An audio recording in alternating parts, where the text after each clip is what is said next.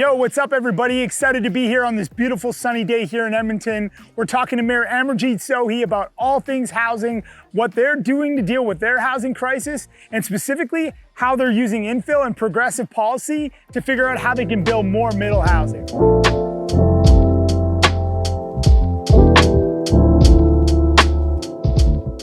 Super honored to be here today with Mayor Sohi. Thank you so much for doing this, and a real pleasure, and excited to be down here in Edmonton. Yeah. Well, thank you for coming over to my my office. I think I'm more dressed than you are, right? So where's my cap? Where's my cap? It's just, this is part of the uniform. It's how people, it's how they recognize you. They're like, oh, there's Al. So now I have to dress like this. Okay. So yeah, excited about the Oilers. Obviously for you in the playoffs, a tough loss last night, but it feels like you guys have the ingredients to go all the way. Oh, I think we're going to do really well. Yeah. Oilers are a phenomenal team. Our fans are the best. And, first game, it's okay. Yeah. We have lost first games in the past as well. We always come back. Yeah. So look forward to it. It's going to be pretty exciting. Yeah, I was saying as Calgarians, I'm not sure. We're not cheering for anybody. It's like if both teams could lose, we'd probably be happy at this pace. But there's as neighbors, Alberta pride. You should be cheering for the Oilers. Yeah, we definitely are. Yeah. So I think you guys will do well. There's some amazing talent there, and it's this stadium is amazing. And I think all have you been to Rogers Place? I have. Yeah. Such an incredible arena. I know it's taken some time for Calgary to finally find one. So we'll hopefully have an arena to join our downtown. It's the best arena in North America. Yeah. And the surrounding areas are filled with vibe and crowds on every game day, even when Oilers are playing far away from home. They open up the whole arena for people to go and pay $5 and have the experience of watching a game in the arena. Yeah. And they also organize a lot of activities outside. It's been bringing the arena downtown has been a catalyst for so much economic activity, the towers, the hotel, the retail, and it's been just a very successful story of city taking a leadership on really supporting our businesses in a way that all the cost is recovered through generated new revenue through property taxes, and it's cost neutral to the taxpayers. Sure. But it spurred almost $4 billion investment in the downtown. Amazing. I know there's always some back and forth about whether or not arenas or should be publicly funded, and I think I hear you saying is like it's proven itself here within Edmonton. It was a partnership, and we knew that we're taking some risk, but we also had a very good analysis done based on what the economic impact would be of that investment and how we will reap back some of the benefits by creating the community revitalization levy so that any uplift in the property values stay within that community revitalization levy, and we use that money to pay off the debt, our share of the debt on the arena. Yeah, so maybe, Mayor Sohi, let's talk about that a little bit further. Obviously, downtown Edmonton, downtown Calgary, downtowns within North America have been challenged for a number of different reasons. High office vacancy rates. Obviously, during the pandemic, there's been crime, across North America, pretty common in terms of how these downtowns, people have regressed from their downtowns. What have you seen, over the last several years, and what gives you hope, or what are some of the initiatives that you feel strongly about within terms of I've seen some developers out in the suburbs talk about not necessarily needing to live near the downtown core or be connected. What would you tell us that the downtown serves in Edmonton, and what is your goal for downtown Edmonton? Yeah, so prior to COVID, Edmonton downtown was thriving. It was growing faster than any other downtown that I know of. But during COVID and after COVID, the impact of that and the impact on the social structure of our cities, the infrastructure, lack of housing, lack of mental health treatment, lack of addictions, treatment recovery, and the houselessness. All those things are having a huge impact on the vitality and vibrancy of our downtowns everywhere in North America. But we are committed to our downtown. We feel that downtowns are the hearts of the cities, and we want our downtown to be a thriving place. So a number of things we have done is provide funding to organizations to bring more festivals downtown, more activity downtown. We created grant funding where developers have access to that funding to offset some of their cost. And now 11 projects are underway that will facilitate, I think, close to 3,000 housing units within the downtown. Because having people live downtown is the key to success. You need commercial, absolutely. You need business, absolutely. You need other development. But without having people live downtown, then downtowns would not be successful. So that is the key. And we're also actually building quite a big park, green space in the downtown. Because downtowns usually lack green space and local amenities, access to amenities, public transit. The LRT is finally open, and it will be further expanded into the West End. Connection through bus service from suburban communities to downtown, as well as improving safety. Safety has been top of mind for a lot of Edmontonians, particularly people who do business or reside in the downtown. We have significantly increased our police funding, but we also are investing in prevention through crisis diversion. 55,000 people have been has come into contact with our social workers.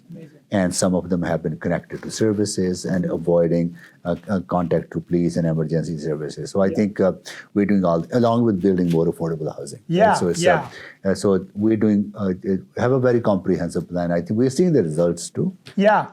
Well, a lot of this, like you said, starts with housing. Housing is a foundation. So many people that struggle with some of those mental health addictions and many of those other things we talk about often don't have places to live. And so I guess maybe tell me a bit about the office conversions. What have you seen in Edmonton? What's working? What isn't? I know in Calgary, obviously, we have a big program which is funding those conversions. How do you deal with like a 30% office vacancy? Yeah, some conversions are happening. We're enabling developers to look at conversions without any direct subsidy from taxpayers. We feel that we have removed all significant barriers. Getting a permit in Edmonton is the easiest anywhere in North America. The processing time for development permits, building permits is the lowest in Edmonton compared to any other city in Canada.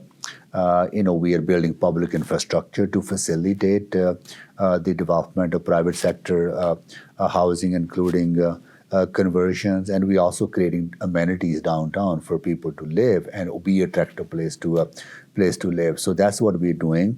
The 11 projects that I talked about, majority of them are new projects, right? So people are actually breaking ground in downtown to build more housing, and also relaxation around zoning regulations, so making it more permissive for organizations and business to do to build more housing. Amazing.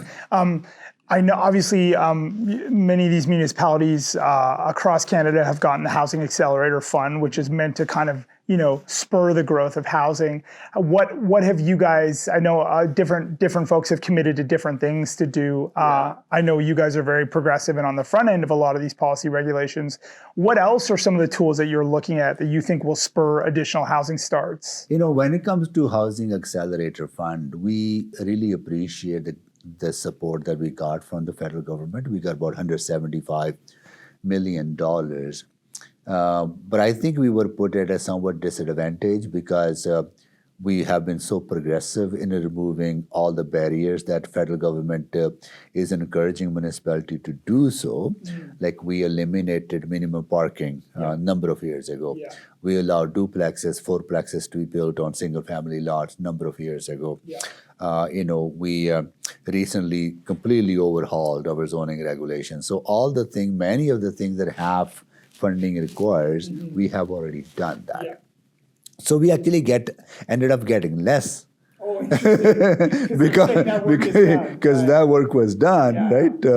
But we will use that money to create, I think, additional 5,500 affordable housing units with that money on top of what we had already projected to do through our support systems. We can introduction of more automation into permitting process, use of AI into evaluation of the application so we can fast track them. So we will utilize that money to build more, and we are very appreciative regardless of, I'm very proud. I am very proud of our city, that how hard our administration has worked, and thinking into the future, the challenges that we would face in every municipality were first seen by our administration, and they started removing those barriers starting in 2018, right? So here we are, 6 years later, and Edmonton is known to be the most progressive city, and where building housing is convenient, affordable, and easy. Yeah. So maybe I'll push a bit of a hot topic button here, because I know the province has had some choice words about funding directly to municipalities. How is that conversation going and impacting your ability as a municipality to do good work? Well, we need all partners to support us. Province is a significant partner for us when it comes to building affordable housing. They have been supporting City of Edmonton to do so, but we also need federal support. And I convened the meeting of Minister Nixon, Minister Fraser, and also the Treaty 6 Confederacy Chief Cody Thomas, and me. 4 of us actually sat on the same table, and we put together certain ideas how we can actually further fast track housing. And one of them is coordinating grant funding. What happens now for affordable housing is that city may allocate funding. Then the housing provider or the proponent has to wait another year for provincial funding, another year for federal funding. So you lost 2 years. But if funding is available, why can't we just do a better coordination with all the application, the application for a particular project is approved at the same time? You end up saving tons of headache. You end up saving time, and saving time means money. Right? Which means more affordable housing, right? So I think we have some ideas that have been exploring, but all partners need to work together. I love that idea about finding efficiencies by making sure all levels of government are working together, regardless of where they sit on the partisanship side. I think what I hear you talking about is there's a social aspect to housing, and we want to try to house as many people as we possibly can and make sure everyone has a house over their head. I see housing as core infrastructure. For a success of a city or a community, you need roads. We never question building roads, right? We never question building hospitals, schools, libraries, rec centers. We see them as essential to the functioning and well-being of a community. But we stopped investing in housing in the 90s because we never saw housing as core infrastructure. Right? Had we done that, we would have continued to build that, particularly affordable non-market housing. Right? So I see housing as essential for community well-being, and it's also essential for economic growth. A person who's unable to find a decent, comfortable, safe place to call home, just imagine the stress of that person on their family. And how could they be productive at work if they're going through the stress? So also, housing affordability is an attraction for employers to attract workers to work for them. And it probably reduces the wage pressures on employers as well, right? So I think there's a societal benefit in that too. So housing is absolutely essential for the well-being of our communities. It's almost like we have a cultural reframe because we haven't been building social housing for so long. And I guess this gets to one of my other questions for you is there's a lot of hesitation over the financialization of housing or investing in private developers who provide housing. I know housing is a continuum. There's obviously deep levels of affordable housing that will always be required. My hope for many citizens is that they can eventually find them ways, eventually into ownership. But there is a preference for many folks now that are choosing to rent versus own. And I guess the 2 questions I would have for you is, what role does the private sector have in your mind and helping solve, the housing crisis or creating affordability. And then talk to me a little bit about rental versus ownership. I know for a very long time, we as immigrants, we as my parents had said, you need to own your own home. But I've been meeting a lot of young people now that aren't necessarily as inclined or interested in home ownership. And so maybe talk to me about those two things and what you're seeing. Yeah, we believe in housing diversity and housing and choice in housing. So the recent changes we made were on a single family lot, you can build a single family if you want to, or you can build fourplex or duplex, or you can build up to 8 units. For us, it doesn't matter whether it's ownership or rental, right? Because people live in homes, right? It doesn't matter whether rent or own, right? I think there should not be any differentiation in that. So I think that kind of flexibility, how housing choices allow you to accommodate ownership as well as people who desire to rent or people who want to rent. So I think that's one thing, and the second is, people start with renting and sometimes they move to ownership. I look at my own example. I came here, I lived with my brother, with my family, then I moved out into a basement, then I moved out into an apartment, and eventually when I had enough job security and then I was able to get into home ownership.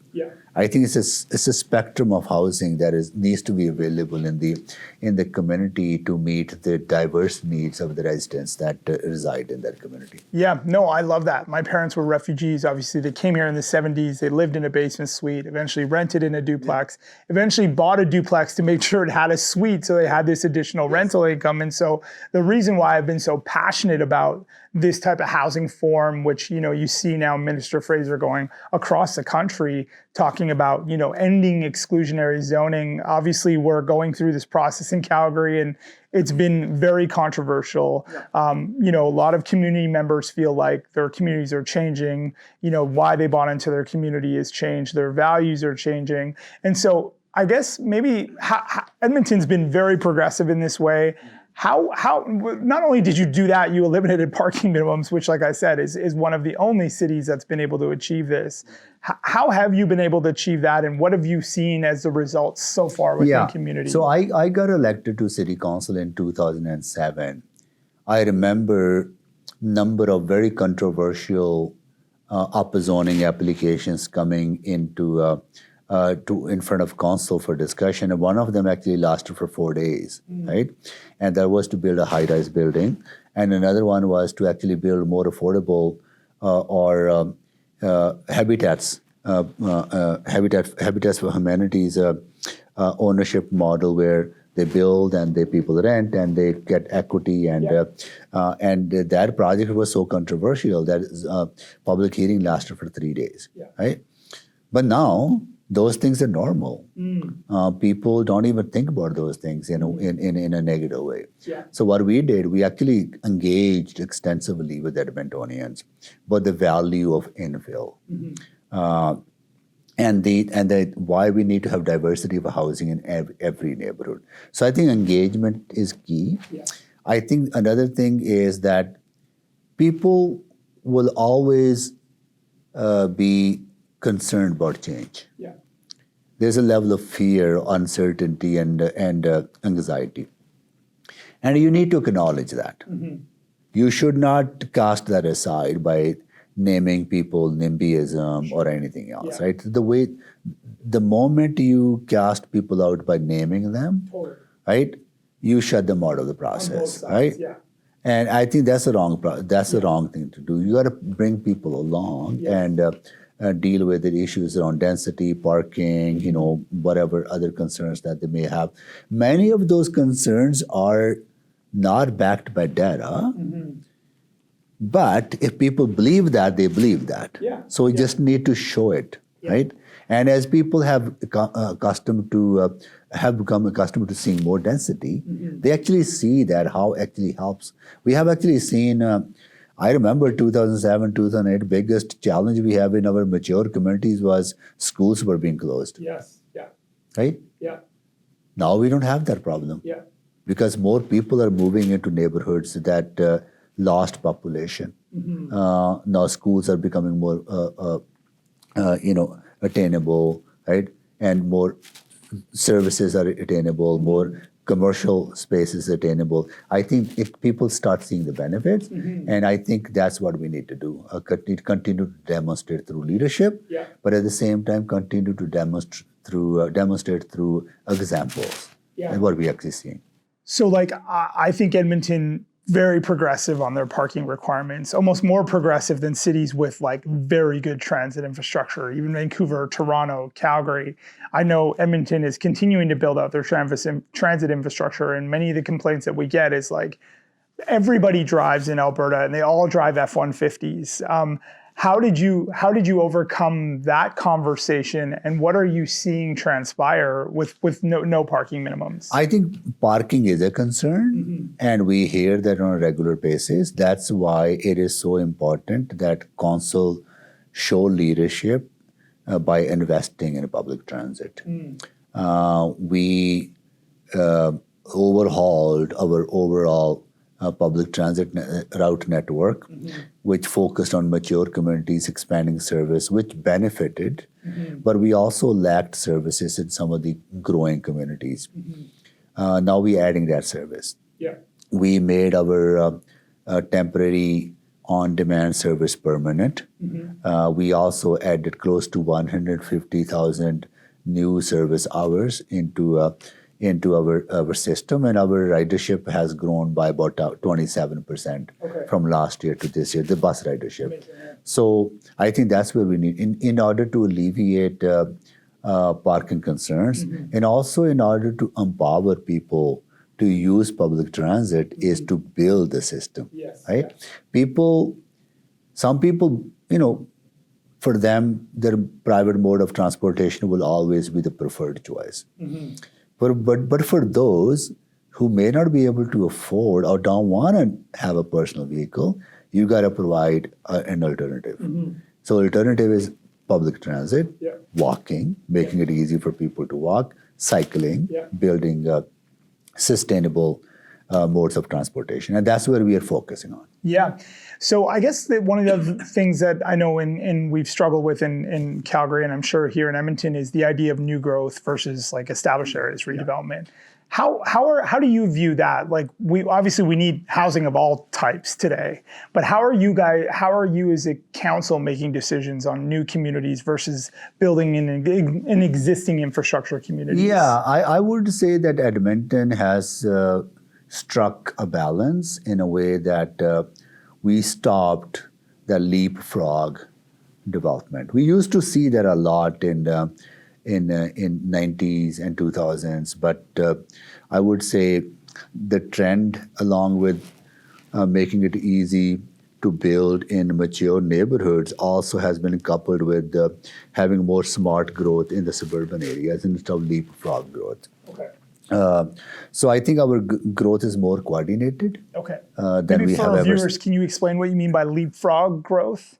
Means you may have a neighborhood that you approved a decade ago that's only built 20% or 30%. Then developers bring forward another neighborhood that they want to develop in. We say, no, you can't do that. You haven't finished in this. Finish it to a certain level. Finish it to 50%, 60%, whatever the number we can come up with, right? But before you start building somewhere else. I think that has brought some discipline in the development community, saying, it makes sense. Because those people need services. They need fire halls, they need police stations, they need recreation, libraries, they need public transit. So if your neighborhood is only built to the capacity of 30%, then it's become very expensive to provide those services. Right? I think the realization is sinking in. And because technically, like, the city is first in on a lot of those investments and hopes to recover them when you do that. Yeah, the most of the hard infrastructure is put in by the developers. But all the soft services or infrastructure to support those soft services built by the city. Yeah, interesting.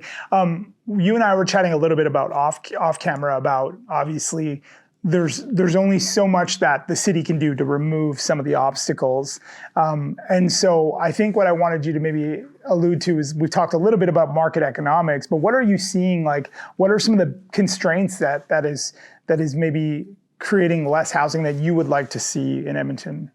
I would say market drivers are determine a lot on housing. What a municipality can do is enable growth. Yeah. And we are doing that by removing all the barriers that we can, such as permitting, zoning regulations, and we are also doing that by building necessary public infrastructure and amenities that we need. But a lot is driven by, what are the interest rates, right? That determine the investment, right? Yeah. What is the rental market? What is the home ownership, right? The demographics, population growth or declining or growing. I think all those things do have a more significant impact on the housing market than I think I see the role of the government as an enabler, right? Enabler of growth, right? I think Edmonton is at the forefront when it comes to playing that role, enabling development. But a lot is depend on private sector and private markets. For sure. And obviously, like Alberta, Edmonton, some of the highest growth rates that you've seen, historically ever. How have you seen that play out? Because it still seems like Edmonton still remains one of the most affordable cities across the country. And so how have you guys been able to absorb this, enormous growth, but still figure out a way to retain affordability? So under our city plan, we have a goal of accommodating half of the future population growth within existing neighborhoods. Amazing. So if our population grew by 100,000 people over the last 2 years, half of that population needs to be accommodated within the existing already developed neighborhoods. And is that happening? Do you know? It is happening. Okay. I think we are seeing significant uptake on infill. Okay. And the rest of the population needs to be accommodated by developing new neighborhoods, right? So I think being ready for that, I think we planned well, not to the level that we're seeing the population growth now.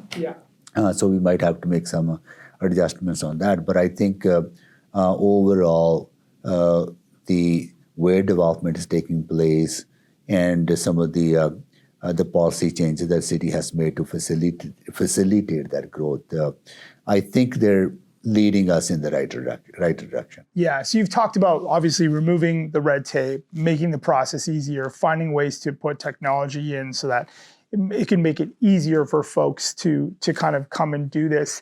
The one thing that we're really passionate about is actually citizen enablement. And so, folks who have lived in these neighborhoods for a very long time, and maybe can no longer look after these large lots. How do we enable citizens to actually, maybe turn their homes into multi-generational homes? And so has the municipality thought a little bit about like, how do we actually enable current residents to participate in the process? And what are some of I think we're probably the first municipality in Alberta that allowed basement suites.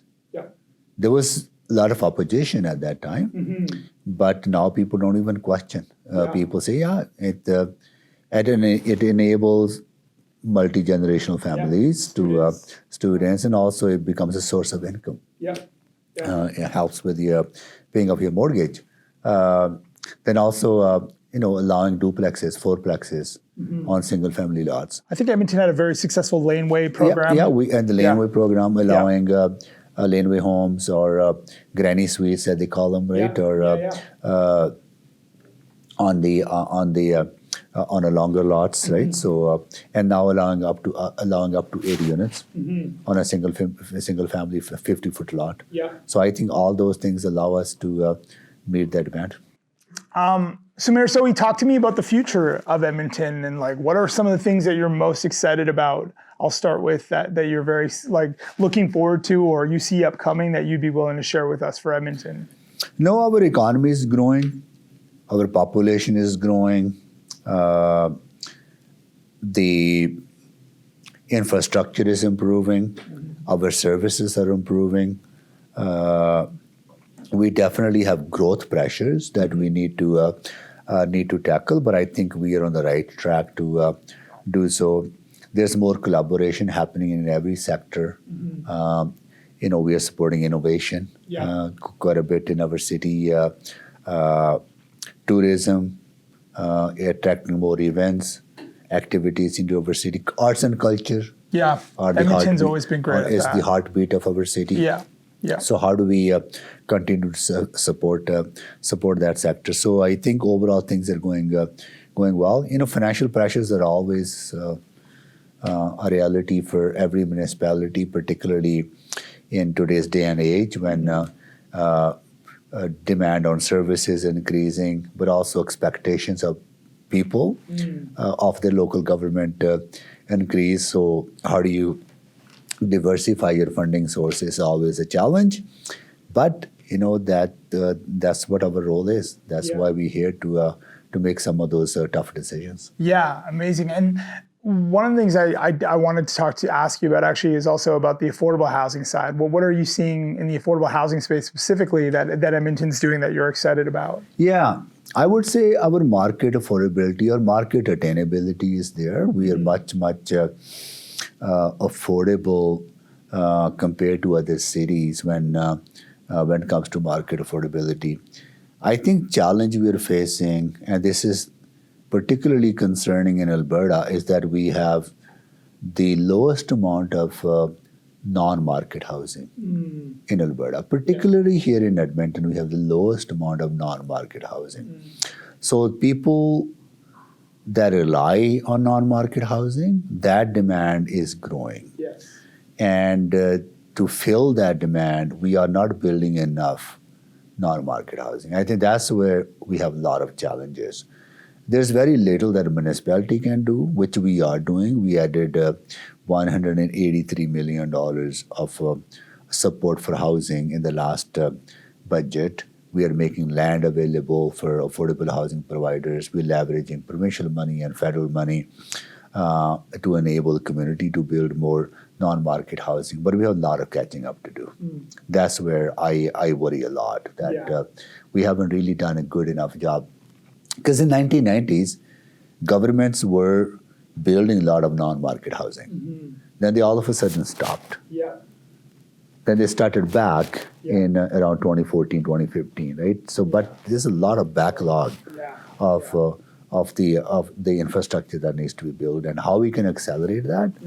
And we're doing what we can by during last rezoning overhaul. We made supportive housing and affordable housing a permissive use anywhere in the city without requiring a zoning. And I think that will probably help speed up some of the development, along with making grant funding available. Yeah, one of the things that I'm always curious about is how do we enable the private sector? How do we get them engaged? Like, they obviously have been producing housing for decades and decades at an efficient pace. And what can we do as taxpayers, as folks who want to care for our citizens, to engage that sector to help deliver? Yeah, we're engaging. I'll be announcing this tomorrow. The creation of the a mobilization task force on housing and houselessness. Amazing. That will look into, and members of that task force will come from private sector, from government, from nonprofit sector, housing providers, people with lived experience, as well as indigenous housing providers. And we will explore what are the market-ready solutions out there, right? What we can do more in order to unlock the supply of housing in our city.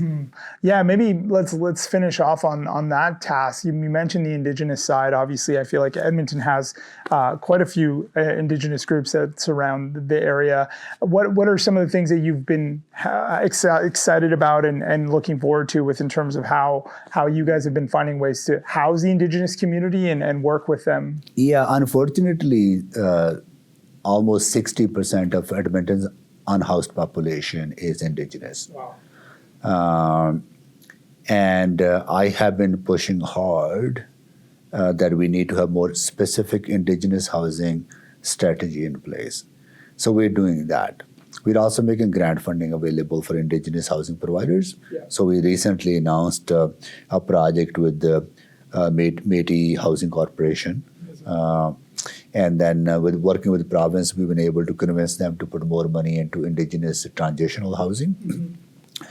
We work very closely with Enoch, Treaty Confederacy, Treaty 6 Confederacy, as well as Métis Housing, right? So we're figuring it out, but it's going to require a lot of work and effort to close that gap. Yeah. Well, look, I'm super thankful and grateful for you joining me here. This was an awesome conversation. I really appreciate all your insights. I'm excited about the city of Edmonton. Like I said, I think you folks have been very progressive and acting in a way to kind of prepare for what's to come, which is different than many municipalities, like you said. So I'm excited for you. I think with the proactiveness of the city, I think there's going to be good things to come. And best wishes for you and the Oilers here. Thank and like you so said, much. Thank you so much. I really appreciate it. No, thank you for your interest and reaching out to us to this interview.